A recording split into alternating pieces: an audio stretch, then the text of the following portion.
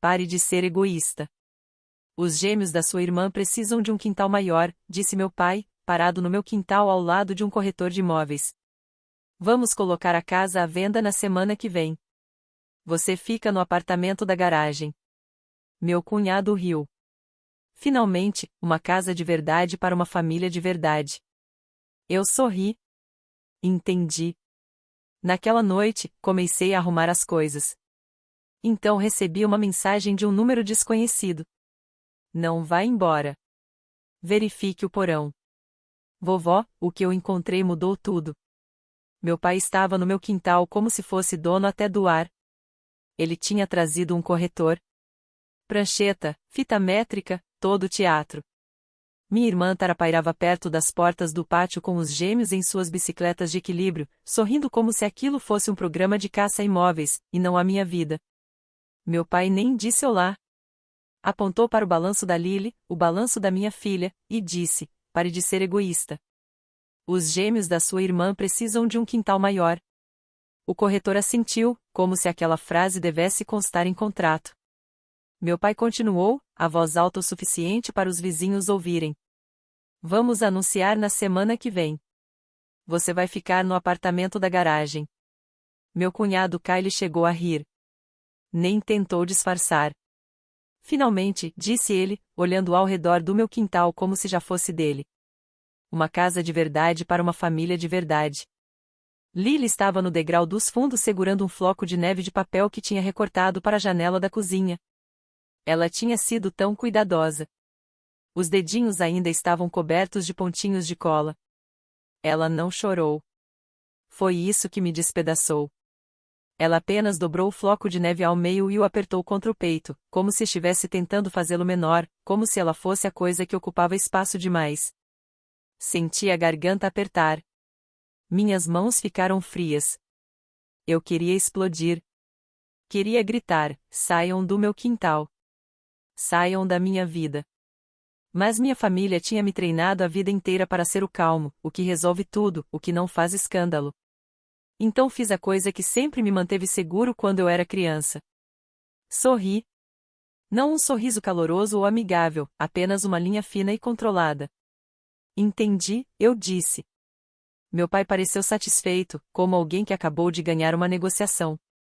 Kyle sorriu de lado, como um homem que achava que estava prestes a melhorar de vida de graça. O corretor perguntou: então, pensamos em quinta-feira para as fotos. Meu pai respondeu como se eu não estivesse ali. Quinta está ótimo. Lily levantou os olhos para mim então, rápido e pequeno, como um passarinho checando se há perigo. Apertei o ombro dela e disse baixinho: vai pegar seus sapatos, Liu. Ela assentiu e entrou sem fazer um som. Meu pai a observou ir embora e nem sequer piscou. A injustiça estava ali, à luz do dia. Minha filha sendo apagada em silêncio enquanto adultos planejavam o deslocamento dela como se fosse um problema de armazenamento. Meu nome é Miles. Eu tinha 38 anos naquela época. Trabalhava como engenheiro, longas horas, salário estável, o tipo de emprego que faz as pessoas acharem que você está bem só porque tem uma boa carreira. Eu era pai solteiro. Lily tinha 8 anos. E sim, ela era adotada. Minha esposa e eu não podíamos ter filhos. Esperamos anos. Documentos, reuniões, inspeções, tudo isso. Então recebemos a Lily, e ela entrou em nossas vidas como se sempre tivesse estado ali. 2 anos depois, minha esposa morreu. Um acidente de carro numa noite chuvosa. Sem últimas palavras dramáticas, simplesmente se foi. Depois disso, Lily e eu éramos tudo o que restava um ao outro. Meus pais gostam de dizer que me apoiaram nesse período. Mas o que eles realmente fizeram foi decidir que a Lily era temporária. Como se, ao ignorarem a adoção por tempo suficiente, a biologia fosse a corrigir tudo sozinha. Eles não disseram isso de forma direta no começo. Fizeram de maneiras menores. Fotos de família em que a Lily era convidada a tirar a foto. Festas de aniversário em que ela ganhava um cartão genérico, enquanto os gêmeos recebiam presentes grandes e bem embrulhados. Minha mãe chamando-a de aquela menininha tão doce em vez de usar o nome dela. Meu pai dizendo coisas como: Ela tem sorte de você tê-la acolhido, como se a Lily fosse um bichinho de rua alimentado uma vez. E a pior parte é que eu continuava aparecendo mesmo assim, porque eu também era a carteira da família. Isso começou muito antes da Lily. Quando consegui meu primeiro emprego de verdade, meu pai precisou de ajuda com o imposto do imóvel. Quando minha irmã se casou, meus pais precisaram de ajuda para pagar o sinal do salão. Quando a Tara começou a falar em ter filhos, de repente surgiram consultas de fertilidade para as quais eles não conseguiam empréstimo. Na época, eu nem pensei nisso como exploração. Achei que era só ser o responsável. Foi somando em silêncio. $250 aqui, 600 ali, um empréstimo de curto prazo que nunca voltou. Um cartão de crédito que eu quitei porque estava prejudicando o score do meu pai. Um adiantamento para um empreiteiro que eu cobria por enquanto. Naquele verão, fiz as contas numa noite e percebi que tinha canalizado algo entre 22 e 25 mil dólares para meus pais e minha irmã em menos de um ano. E, durante todo esse tempo, a Lily era tratada como uma visita que tinha ficado tempo demais. Então, quando meu pai ficou no meu quintal com um corretor e me disse que eu dormiria na garagem como um adolescente que fez besteira, aquilo não foi aleatório. Foi o fim de um padrão longo. Eles não estavam apenas tirando espaço. Estavam tirando a história inteira, a casa, a estabilidade, a prova de que Lily e eu tínhamos construído algo sem eles. E há algo que deixou a cena do quintal ainda mais feia. Aquela casa não era um lugar qualquer que eu tinha comprado no auge do mercado. Era a casa da minha avó, a vovó Ruth. Ela foi a única naquela família que sempre olhou para Lily como alguém completamente real. Aprendeu qual era o cereal favorito da Lily. Mantinha canetinhas extras num pote só para ela. Colocava os desenhos da Lily na geladeira com ímãs, como se realmente importassem. 2 anos antes do episódio com o corretor, minha avó tinha se mudado para uma instituição de cuidados assistidos depois de uma queda. A mente dela estava afiada, mas o corpo já não aguentava escadas. Meu pai apareceu como um abutre com uma pilha de documentos. Procuração, ajuda, cuidar das coisas. Ele convenceu a minha avó a deixar que eu e a Lily morássemos na casa temporariamente, porque não queria estranhos alugando o lugar. Eu pagava as contas. Consertei a infiltração do telhado. Troquei o aquecedor de água. Mantive o jardim vivo, porque a vovó amava o jardim dela. Meu pai ainda chamava aquilo de casa da família. Não a casa da vovó, não o meu lar, mas a casa da família, o que, na prática, significava a casa que eles planejavam usar sempre que desse vontade. Naquela tarde, enquanto o corretor andava de um lado para o outro, os gêmeos da Tara passaram de bicicleta por cima dos desenhos de giz da Lily no pátio. Um deles olhou para trás e disse um ops, como se fosse engraçado. Kylie comentou, a gente vai refazer tudo isso mesmo.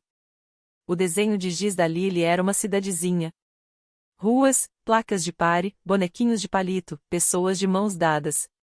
Ela tinha desenhado uma pessoa alta e uma pequena e escrito embaixo, eu e papai. Os pneus da bicicleta borraram a palavra papai até virar uma faixa cinza. Observei o rosto da Lily pela janela enquanto ela estava dentro da cozinha. Ela não fez nenhum som. Apenas pegou o floco de neve de papel e o colocou sobre o balcão, como se não soubesse onde colocar a si mesma. Eu deveria ter entendido ali que, se não interrompesse aquilo, passaria o resto da vida vendo minha filha aprender que amor é condicional e que espaço é algo que você precisa merecer. Naquela noite, depois que eles foram embora, fiz exatamente o que tinha dito. Comecei a arrumar as coisas. Não de forma dramática, mas de um jeito silencioso, entorpecido. Tirei caixas do apartamento da garagem. Sim, havia um pequeno apartamento em cima da garagem separada, aquele que meu pai estava tão ansioso para me destinar como castigo. Enchi uma caixa com os livros da Lily, outra com coisas da cozinha, outra com a foto escolar emoldurada dela. Lily sentou no tapete da sala com um coelho de pelúcia e me observou fechar as caixas com fita. Por fim, perguntou bem baixinho, eu fiz alguma coisa errada? Aquela frase foi como alguém pressionando um dedo em um machucado roxo. Ajoelhei na frente dela e disse, não, você não fez. Ela ficou olhando para o dispensador de fita como se fosse perigoso. A gente vai ser expulso? Eu não queria mentir. Também não queria despejar sobre minha filha todo o peso da crueldade dos adultos. Então disse a verdade que mais importava, a gente não vai ficar onde não é querido. Ela sentiu, como se entendesse mais do que deveria aos 8 anos. Depois se levantou, foi até o quarto e começou a colocar as roupas numa mochila. Não perguntou o que levar. Ela já sabia como ir embora. Essa parte me deu enjoo, porque significava que ela vinha praticando despedidas emocionais havia muito tempo. Por volta das 22h40, enquanto eu embrulhava um enfeite de vidro em jornal, meu celular vibrou. Número desconhecido, uma mensagem: não vá embora. Verifique o porão. Vovó. Eu congelei. A vovó não mandava mensagens. Mal usava o celular para ligar, e aquele número não era o dela. Por um segundo, achei que fosse um golpe. Então o celular vibrou de novo. Atrás do freezer, o painel. Leve uma lanterna. Meu coração começou a bater forte, num ritmo que não combinava com o silêncio da casa. Fui até a porta do quarto da Lily. Ela estava sentada na cama, alinhando os bichos de pelúcia como se estivesse organizando uma pequena evacuação. Eu disse: Ei, Liu, você pode ficar no seu quarto um minutinho? Vou checar uma coisa lá embaixo. Ela assentiu sem levantar o olhar. Peguei a lanterna da gaveta da cozinha. A porta do porão ficava no corredor, aquela velha de madeira que sempre emperrava no inverno. Desci os degraus devagar, cada um rangendo como se quisesse chamar atenção. O porão cheirava a concreto e tinta velha. Lá embaixo havia um freezer antigo, branco, todo arranhado, ligado na tomada mesmo ninguém usando.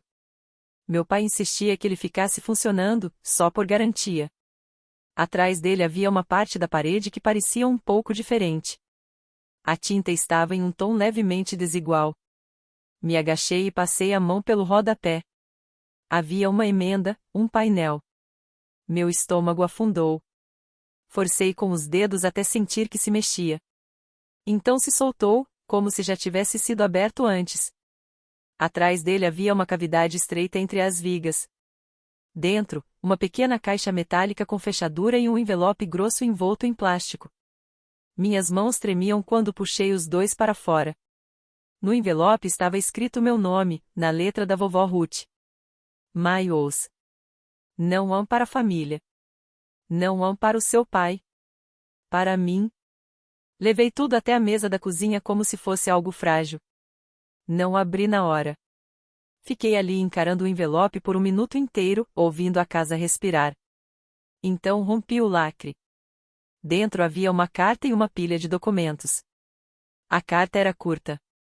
A vovó não desperdiçava palavras. Miles, se você está lendo isso, seu pai tentou tomar a casa de você. Sinto muito. Eu disse não. Ele não escutou. Esta casa não é um prêmio para quem grita mais alto. Ela é sua. Você a manteve viva. Você me manteve viva. Você manteve aquela menininha viva quando ninguém mais se deu ao trabalho de conhecer o coração dela. Eu alterei o truste. Registrei tudo. Seu pai não é mais o administrador. Você é. Ele vai tentar te assustar. Vai tentar te apressar. Não ligue para o advogado dele. O número do advogado certo está aqui. Miles, verifique a caixa com fechadura. Você precisa saber o que seu pai tem feito com o meu dinheiro. Com amor, vovó Ruth. Li 2 vezes. Depois olhei os documentos. Lá estava, em preto e branco, uma emenda atualizada do truste, nomeando a mim como administrador e único responsável pelas decisões sobre a casa. Não meu pai. Havia também um documento de transferência de propriedade já registrado, já oficial. Meu pai tinha estado no meu quintal com um corretor sem ter, legalmente, qualquer direito de colocar a casa à venda. Mas o golpe mais duro estava na caixa metálica. Abri com a chavezinha presa com fita dentro do envelope. Lá dentro havia extratos bancários e anotações à mão.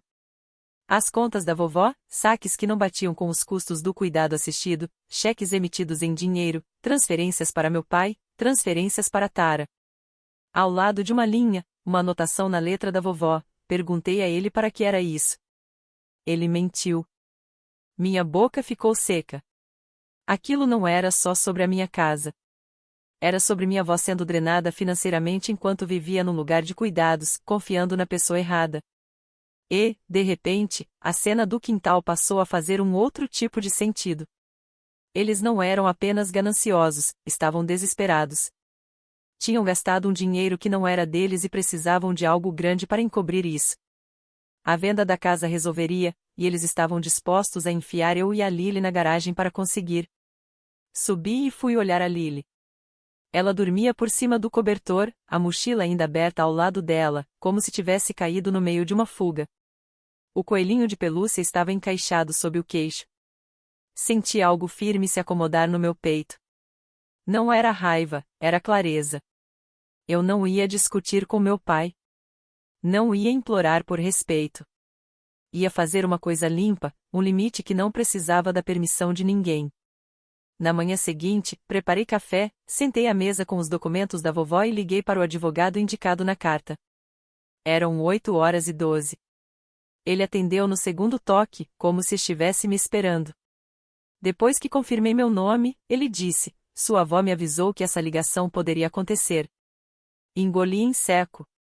Meu pai levou um corretor à casa. A voz do advogado ficou neutra, de um jeito que me disse que ele já tinha visto essa história antes. Ele não pode anunciar o imóvel. Não tem autoridade para isso. Você tem.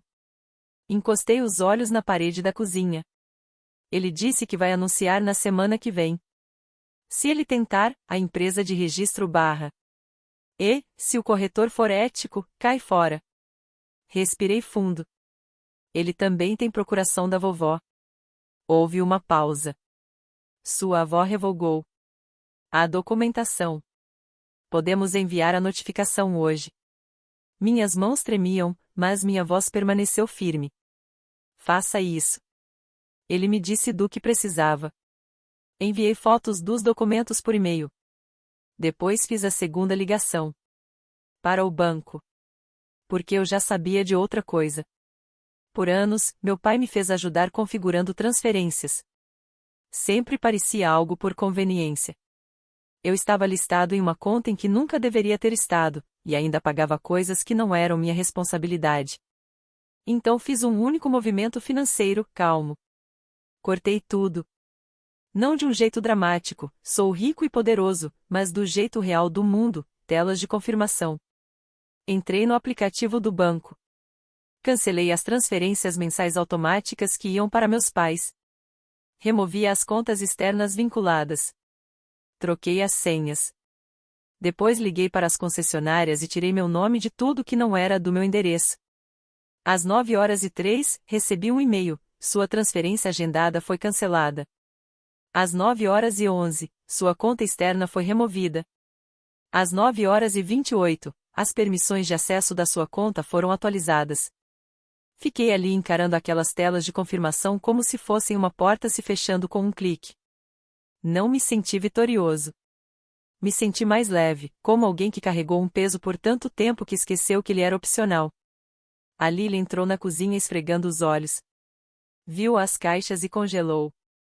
Eu disse com cuidado: "Ei, vem aqui."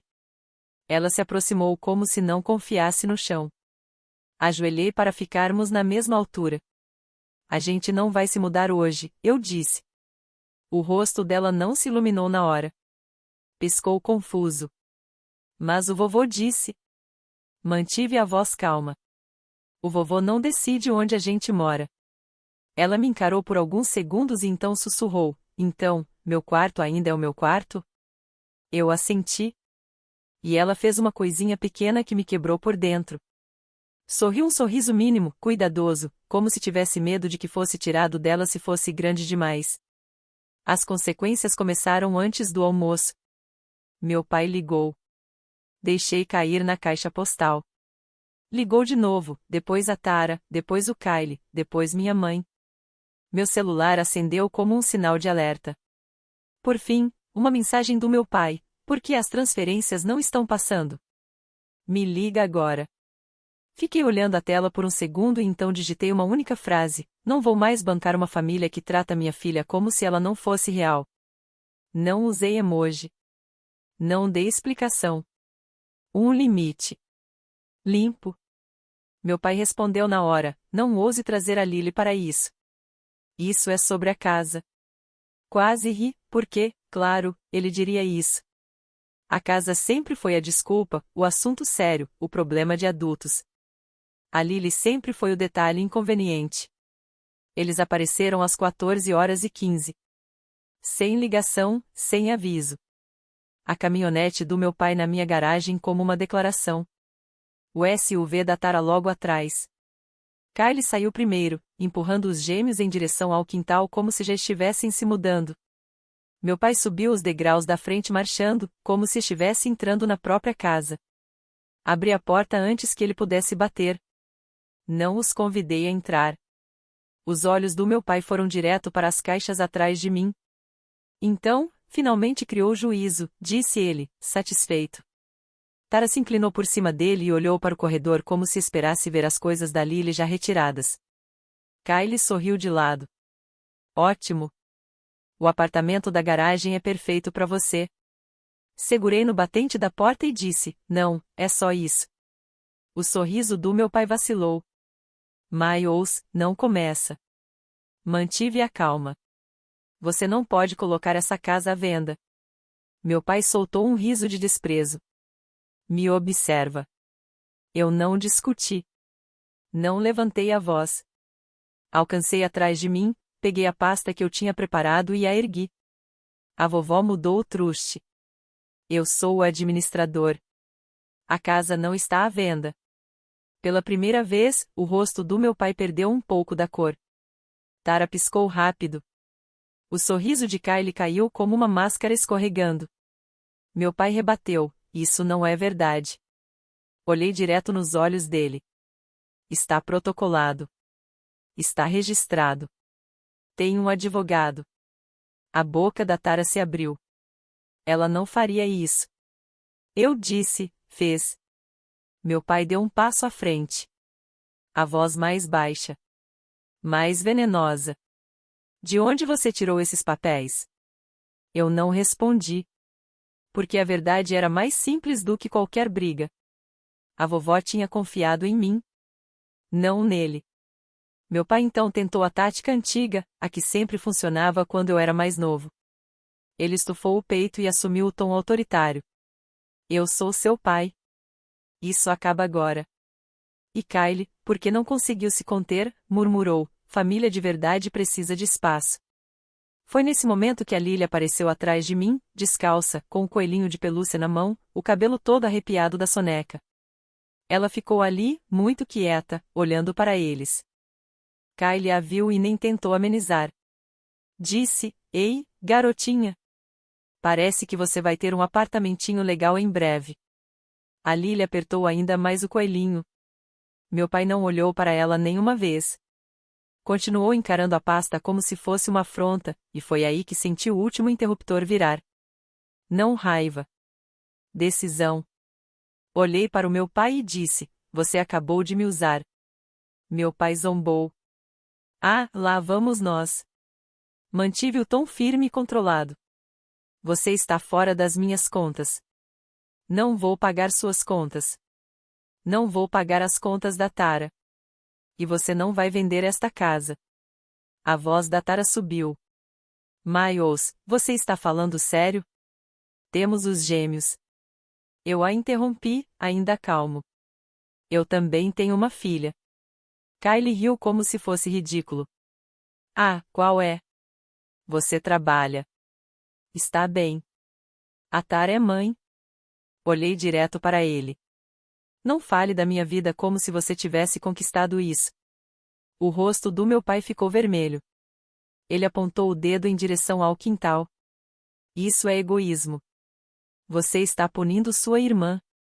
Assenti uma única vez. Não. Estou protegendo minha filha. Então fiz a coisa mais silenciosa e mais poderosa que eu tinha feito em anos. Dei um passo para trás e fechei a porta. Não bati. Fechei. Tranquei. Fiquei com a testa apoiada na madeira por um segundo enquanto eles gritavam do lado de fora como se o mundo lhes devesse a minha obediência. A Lily puxou minha camisa. Eles estão bravos? Eu me agachei e disse, sim. Ela piscou. A gente está bem? Olhei para ela e disse a verdade outra vez: a gente está bem. A semana seguinte foi um desfile de culpa. Mensagens como: sua mãe está chorando. Sua irmã não consegue dormir. Você está destruindo a família. A vovó está confusa. Você está se aproveitando dela. Essa última quase me fez jogar o celular longe porque veio do meu pai. O homem que literalmente estava drenando o dinheiro dela. Ele tentou aparecer no residencial assistido da vovó e encantar a equipe. Tentou pintar a situação como se eu fosse um instável. Não esperava que o advogado já tivesse enviado a notificação de revogação. Não esperava que a vovó já tivesse falado com a enfermeira que o meu neto Miles era quem podia tomar decisões agora. Não esperava que eu aparecesse com a papelada e uma voz calma.